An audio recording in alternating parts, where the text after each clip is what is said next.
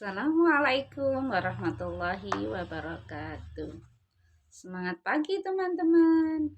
Pagi ini pas kita harus banyak bersyukur kepada Allah. Wow, tadi malam hujan deras sekali ya. Di sana sini banjir, bahkan di depan rumah Ustazah sampai sekarang pun airnya masih menggenang karena sungainya penuh sekali. Dan sampai saat ini di depan rumah Ustazah masih ada airnya. Nah, teman-teman ya, sebelum kita melakukan apapun, kegiatan apapun, jangan lupa kita bersyukur kepada Allah. Nah, tanda kita agar kita disayang oleh Allah dan dijaga oleh Allah, terhindar dari segala mara bahaya. Nah, teman-teman, pagi ini kita masih mengerjakan kreativitas ya. Nah, ya, Ustazah akan bercerita tentang Nabi Ismail. Tahu siapa yang tahu Nabi Ismail? Nah, begini ceritanya, teman-teman. Nabi Ismail adalah putra Nabi Ibrahim. Ibunya bernama Siti Hajar. Pada saat kecil, Nabi Ismail haus sekali dan ibunya mencari air karena di padang di sana tempat hidup Nabi Ismail dan ibunya Siti Hajar adalah padang pasir dan tidak ada air, sangat panas. Suatu ketika Nabi Ismail haus sekali teman-teman. Kemudian dia menangis meraung-raung. Ibunya Siti Hajar kebingungan mencari air. Kemudian dia berjalan ke sana kemari dari Safa serta Marwah. Setelah itu Nabi Ismail dan Siti Hajar, karena Nabi Ismail menangisnya begitu keras dan menghentak-hentak kakinya ke tanah. Subhanallah, apa yang terjadi teman-teman? Hentakan kaki Nabi Ismail mengeluarkan air dari dalam tanah tersebut. Akhirnya semakin hari semakin banyak sumber air yang keluar.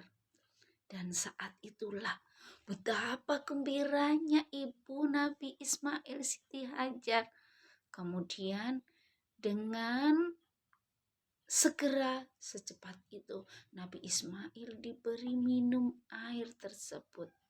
Dan ibunya juga minum air tersebut yang keluar dari tanah.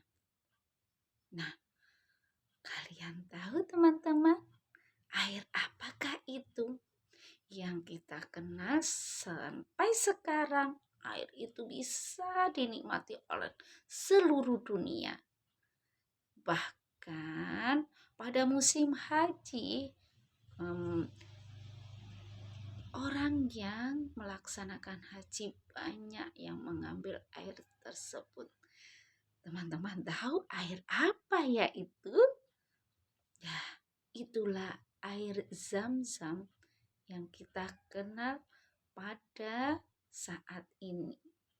Air Zam-Zam adalah air yang sumbernya sangat banyak sampai sekarang bisa dinikmati.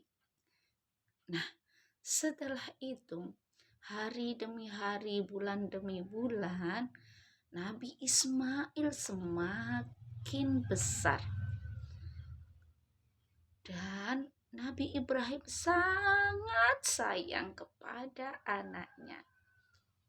Suatu hari Nabi Ibrahim bermimpi bahwa anaknya disuruh menyembelih Saat itu Nabi Ibrahim gimana ini ya, kebingungan karena disuruh menyembelih anaknya yang tercinta. Kemudian Nabi Ibrahim bertanya kepada Nabi Ismail, kalau itu Nabi Ismail menjawab, kalau itu memang perintah dari Allah, saya siap ayah, jawab Nabi Ismail. Kemudian karena ketaatan Nabi Ismail dan Nabi Ibrahim, akhirnya dilaksanakanlah kurban putranya Ibrahim, menyembelih Nabi Ismail. Setelah akan disembelih, datanglah malaikat Jibril membawa seekor domba dari surga sebagai pengganti ketaatan Nabi Ibrahim dan Ismail kepada Allah. Nah, apa yang terjadi teman-teman? Kemudian Nabi Ismail tidak jadi disembelih oleh ayahnya Ibrahim. Yang disembelih adalah hewan kambing. Nah, itulah teman-teman ketaatan Nabi Ismail dan Nabi Ibrahim kepada Allah Subhanahu wa taala yang kita kenal sebagai setiap tahun kita melaksanakan kurban, yaitu hari raya Idul Adha. Nah, ini teman-teman, kambingnya di sini.